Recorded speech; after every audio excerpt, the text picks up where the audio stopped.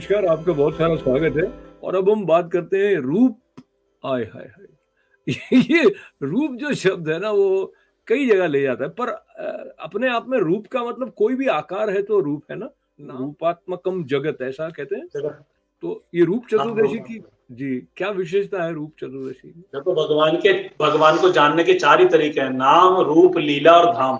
जी, नाम, रूप, लीला और धाम, ये 4 ही हाँ, तरीके होते हैं भगवान को जानने के। तो सबसे पहले तो नाम है ही, और दूसरा जो इसका स्तंभ है भगवत चर्चा परिचर्चा का, वो है रूप। तो उसी संबंध में हम रूप चतुर्दशी की परिचर्चा कर रहे हैं। शास्त्रों में उल्लेख आया है कि धन त्रयोदशी भी जब सायंकालीन तिथि हो तब धन त्रयोदशी अपने को मनानी चाहिए।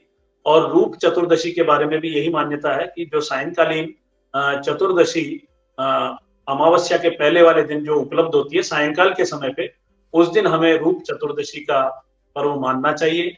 सुबह प्रातः उठ करके और हमें स्नान इत्यादि करना चाहिए, और पूरे शरीर पे तेल अभ्यंग इत्यादि करने का हमें इस दिन विधान प्राप्त होता है।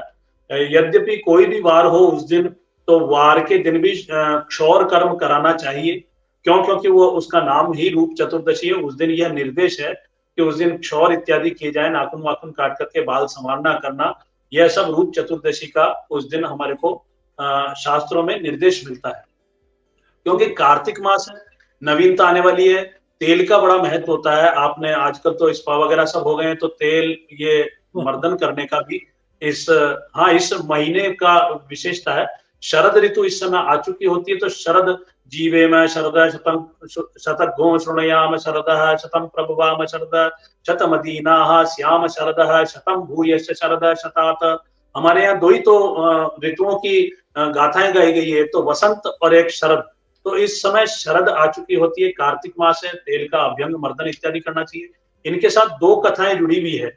एक तो भगवान कृष्ण जब भौमासुर का वध करने गए, तब उन्होंने जाकर के भौमासुर का वध किया, और वहां से 16,100 रानियों को उसके कारागृह से छुड़वाया, और उन सबको एक साथ एक ही मुहूर्त में भगवान कृष्ण ने स्वीकार किया।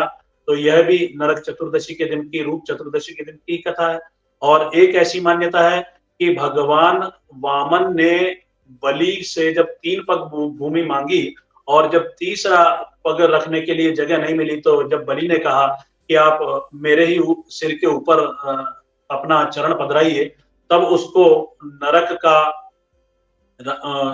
पाताल लोक का राज दे दिया। और यह भी नरक चतुर्दशी के दिन की ही कथा है। वस्तुतः क्या है कि हमें जो एक ऐश्वर्यों की, भौतिक ऐश्वर्यों की जो लालसा, अति लालसा हो गई है, उसका असुरत्व खत्म हो करके और उसमें देवत्व की प्राप्ति हो, भगवान का चरण यहाँ पर आकर के विराजे, ऐसी कथा यह सब कथा यह संकेत करती है।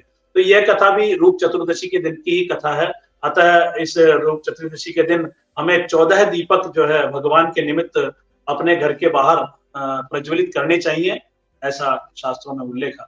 तो बहुत ही सुंदर बताया आपने। तो रूप चतुर्दशी के साथ 3-4 कथाएं एक साथ मिली हुई हैं। वो भौमासुर, नरकासुर का वध करने वाली हाँ, जो प्रसंग है, जी। और एक एक हाँ, के विस्तार में जाएं तो वो एक और अलग दिशा में इस सत्संग को ले जा सकता है। पर हम अपने जी। तौर पर पता करें कि कितनी समृद्धि हमारे लिए संजोकर हमारे ऋषि मुनियों ने रखी हुई है, जिसको लेकर ये बहुत। सनातन परंपरा जागृत भी है, और प्रेरणा प्रचुर मात्रा में इससे हमें प्राप्त होती है।